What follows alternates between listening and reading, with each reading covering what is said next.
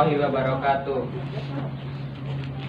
Oke pemirsa, kali ini bertemu lagi dengan saya Rizky Khairul Falah selaku presenter dalam Kultum Ramadan tahun 2021 yang diselenggarakan di SMK Muhammadiyah Kedawung. Kali ini saya sedang bersama Ibu Haja Sukaina selaku pemateri di acara kultum ini, dan yang akan membawakan tema tentang amar ma'ruf nahi mungkar. Kepada Ibu Sukaina dipersilakan.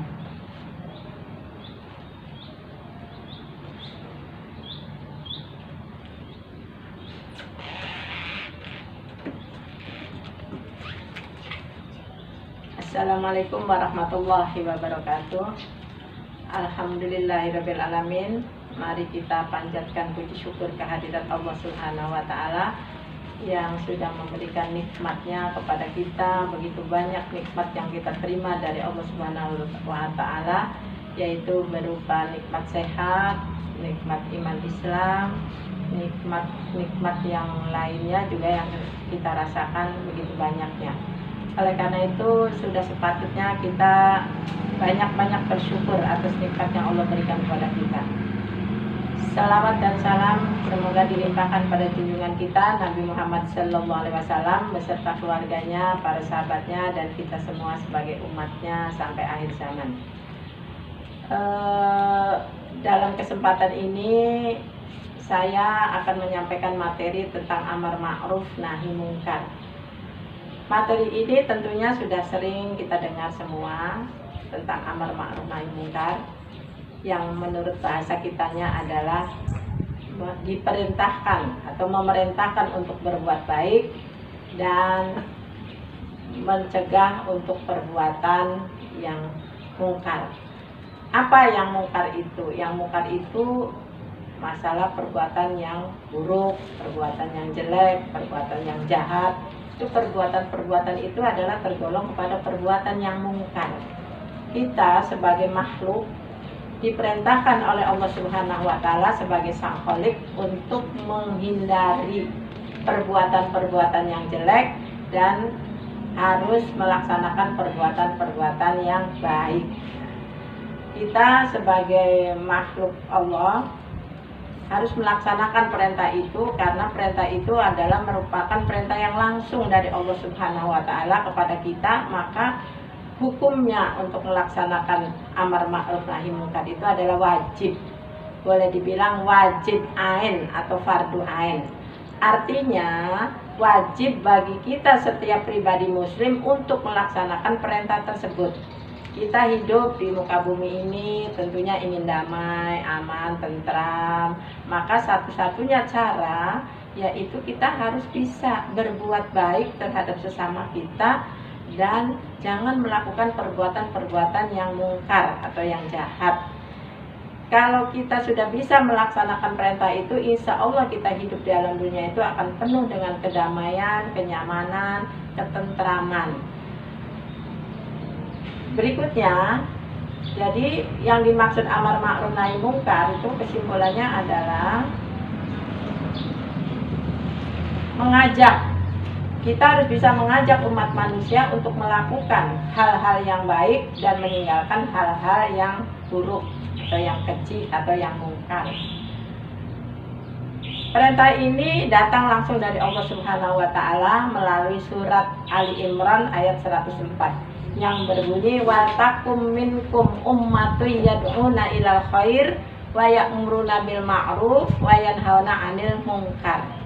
Itu perintah Allah langsung yang ada di dalam Al-Qur'an melalui surat Ali Imran ayat 104. Yang artinya hendaklah ada di antara kamu segolongan umat yang menyeru kepada kebajikan dan mencegah kepada yang mungkar atau keburukan atau kejelekan atau kejahatan.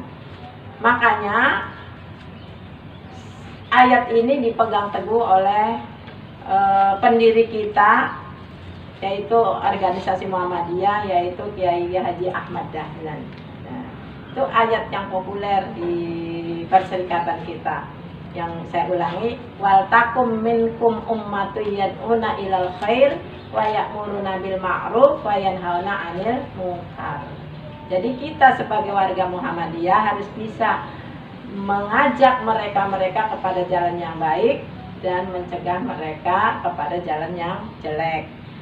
Kita ambil contoh di sekolah, ya. Di sekolah apa yang harus dikerjakan oleh kita sebagai seorang siswa di lingkungan sekolah berkaitan dengan amar ma'ruf nahi munkar tersebut, yaitu kita harus bisa mengajak teman-teman kita melakukan hal-hal yang baik. Umpamanya kalau datang waktu zuhur, ajaklah teman-teman kita untuk sholat zuhur. Nah, jangan sampai kita malah terbawa mereka yang tidak mau sholat zuhur. Itu namanya bukan mencegah kemungkaran, ya, tapi kita malah melakukan kemungkaran. Jadi ajak teman-teman kita kepada kebaikan, ajak sholat ke masjid 5 waktu. Dalam bergaul di dalam kelas, kita tidak boleh saling menghina, mengejek, mengolok-olok. Itu juga perbuatan yang keji, perbuatan yang tidak baik. Itu kita harus bisa mengajak mereka untuk tidak mengolok-olok, tidak mengejek sesama teman. Kemudian contoh yang lain, kita harus saling tolong-menolong dengan teman itu. Manakala ada teman yang kesusahan, umpama tidak punya uang untuk jajan di kantin, kita yang punya lebih uang saku, kita beri mereka. Itu adalah amar ma'ruf. Nah, itu ya yang harus kita dikerjakan. Perintah untuk kita berbuat baik. Nah, ajak mereka, yuk kita bareng-bareng jajan di kantin. Insya Allah kalau dilaksanakan seperti itu akan terjadi hubungan yang harmonis, hubungan yang akrab, persaudaraan yang kuat. Maka kita hidup di dalam sekolah itu akan nyaman, tidak akan saling bertikai, tidak akan saling bertengkar. Nah itu ya. Lalu kita harus bisa memberi contoh kepada teman-teman kita, contoh yang baik seperti yang diajarkan oleh Nabi Muhammad. Nabi Muhammad sudah memberikan contoh yang baik, yang bahasa Arabnya dikatakan suri tauladan yang baik dalam segala hal. Nah itu ya. Kemudian ada lagi contoh yang kehidupan kita di dalam rumah tangga.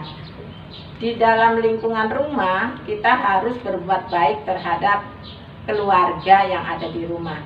Suami harus menyayangi istri dan anaknya. Anak harus hormat kepada orang tuanya. Nah, supaya apa? Supaya terjadi hubungan yang harmonis di antara keluarga yang ada di rumah. Ibu tidak bertengkar saja dengan bapak, anak tidak bertengkar saja dengan adik-adiknya, kakak-kakaknya. Karena apa? Karena ada kitanya melaksanakan perintah Allah untuk berbuat kebaikan dan mencegah hal-hal yang tidak baik. Nah, itu ya. Di masyarakat bagaimana? Di masyarakat juga sama. Kalau kita melihat kemungkaran itu harus kita cegah, ya, dicegah. Kata Nabi, kalau kita melihat kemungkaran, kita harus bisa mencegah dengan perbuatan. Dengan perbuatan yang nggak bisa, karena nggak mungkin dengan berbagai macam hal, umpamanya.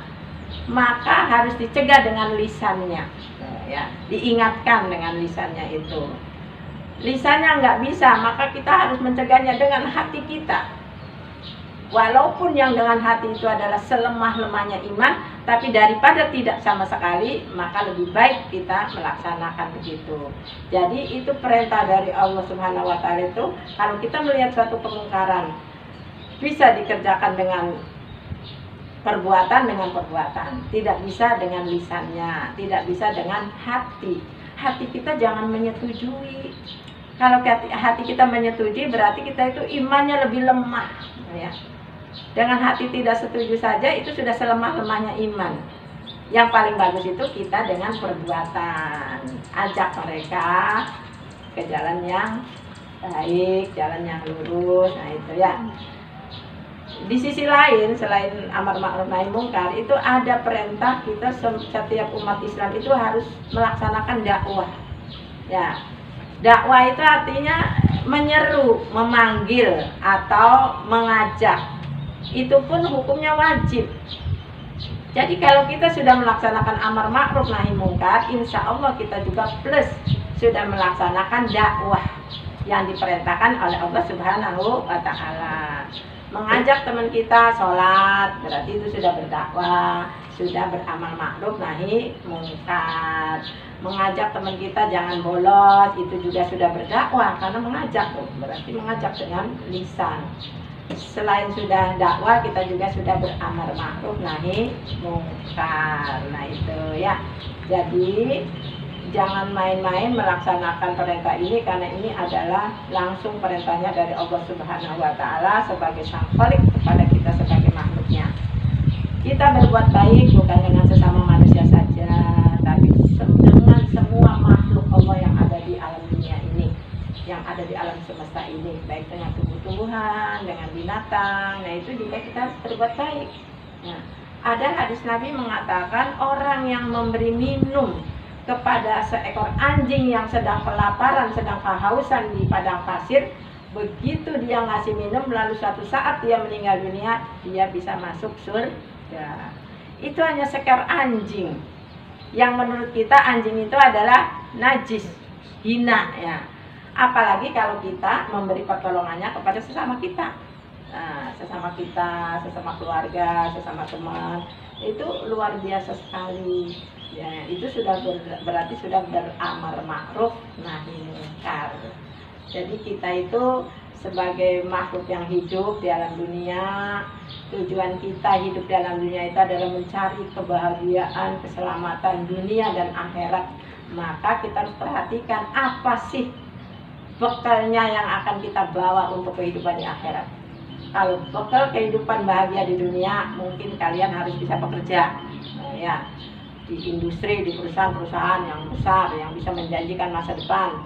Begitu banyak penghasilan, kita bisa hidup bahagia di dunia. Tapi untuk bekal di akhirat adalah tidak lain dan tidak bukan adalah dengan amal ibadah yang akan mendapatkan pahala bagi kita, sehingga kita bisa membawa bekal nanti hidup di akhirat itu. Dan kehidupan akhirat akan lebih abadi ketimbang kehidupan di alam dunia. Kehidupan di alam dunia hanya sifatnya fana. Fana itu apa? Fana itu adalah sementara. Nah, senikmat-nikmatnya manusia di alam dunia akan berakhir pada saatnya nanti, kalau sudah ditentukan oleh Allah Subhanahu wa Ta'ala. Nah itu kamu lihat tentunya para artis bergelimang harta ya, bergelimang harta, penghasilannya miliaran, tapi itu hanya sementara, paling bertahan beberapa tahun saja.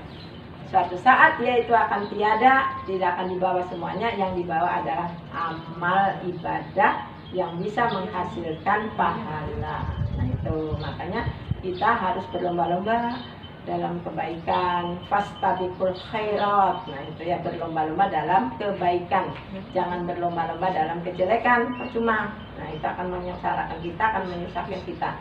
Nah itu makanya kita harus rajin ikhtiar. Ikhtiar itu berusaha, bekerja. Seperti hadis Nabi mengatakan, i'mal li dunyaka ka'annaka ta'isu abadan wa'mal li akhiratika ka'annaka tamutu ghadan. Ya. Carilah urusan duniamu seakan-akan engkau akan hidup selamanya. Jadi jangan malas. Teruslah takdir saya maju. Enggak usah kerja lagi, nanti juga diberi rezeki oleh Allah ya. Itu tidak benar pemikiran begitu ya. Jadi kita itu harus ikhtiar. Allah memberi rezeki pun harus ada jalannya. Tuh. Harus ada jalannya. Kita pengen pintar harus belajar. Ya. Kita pengen buang air saja harus ada jalannya. Mules dulu. Tuh. Kita mau makan harus ada jalannya. Masukin dulu makanan ke mulut. Jadi tidak tiba-tiba makanan datang ke mulut sendiri. Maka ikhtiar itu adalah harus dan wajib. Jadi kita cari urusan dunia itu seakan-akan kita akan hidup selamanya ya. Jangan kendor cari urusan dunia itu. Jangan sekarang sudah dapat sekian cukup, udah tergantung nanti aja, besok kita cari lagi. Tidak bisa begitu. Manusia bukan binatang. Manusia harus punya ancang-ancang ke depan. Sekarang dapat, besok bagaimana? Jangan seperti ayam. Kalau ayam rezeki sekarang habisin sekarang semua. Besok urusan nanti itu binatang tuh ya. Kalau manusia yang punya akal harus punya program, harus punya ini. Wa'mal li akhiratika ka'annaka tamutu abadan. Dan carilah urusan duniamu seakan-akan kau akan mati besok. Jadi kalau kita pemikirannya sudah seolah-olah kita besok mati, maka kita akan rajin beribadah. Tuh ya. Rajin beramar ma'ruf nahi mungkar, rajin beribadah dalam rangka mencari pahala untuk bekal kita di akhirat. Oleh karena itu saya ajak adik-adik semua untuk rajin-rajin menuntut ilmu untuk bekal kita mencari kebahagiaan hidup di dunia, dan rajin-rajin beribadah untuk mencari bekal kebahagiaan hidup di akhirat nanti.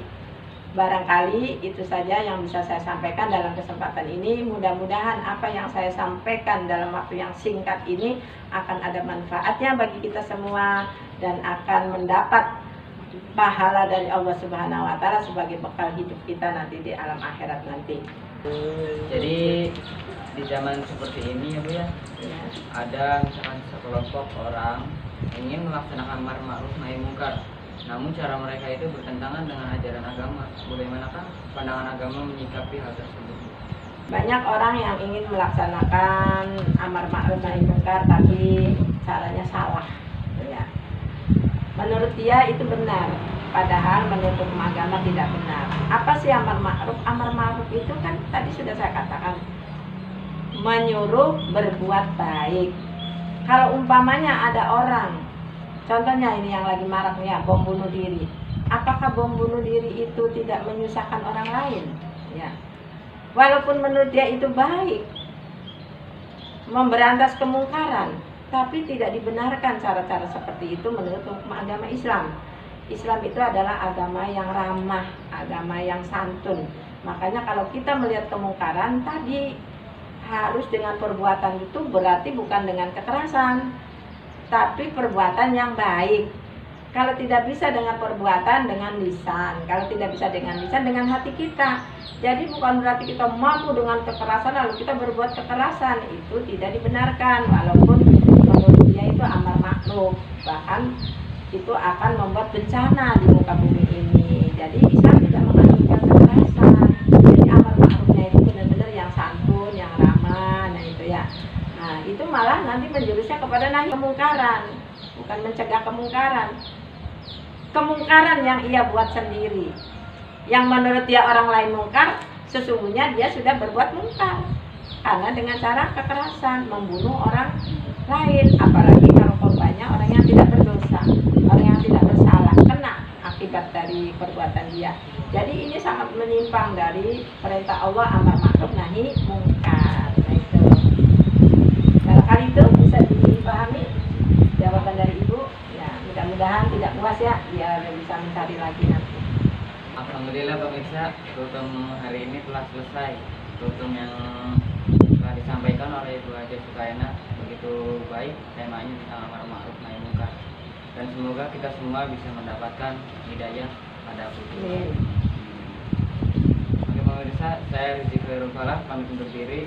Nun wal kalam yang masturun. Wassalamualaikum warahmatullahi wabarakatuh.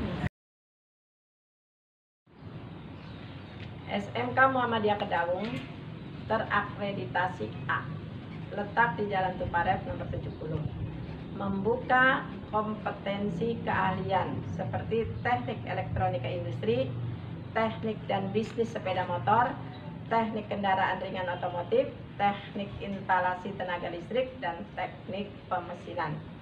Segera daftarkan diri Anda dengan mengisi link pada kolom deskripsi atau datang langsung ke SMK Muhammadiyah Kedaung, Jalan Tuparef nomor 70, Kecamatan Kedaung, Kabupaten Cirebon. SMK Muhammadiyah Kedaung mencetak lulusan yang siap bekerja, siap berwirausaha, dan siap kuliah. SMK bisa, SMK hebat.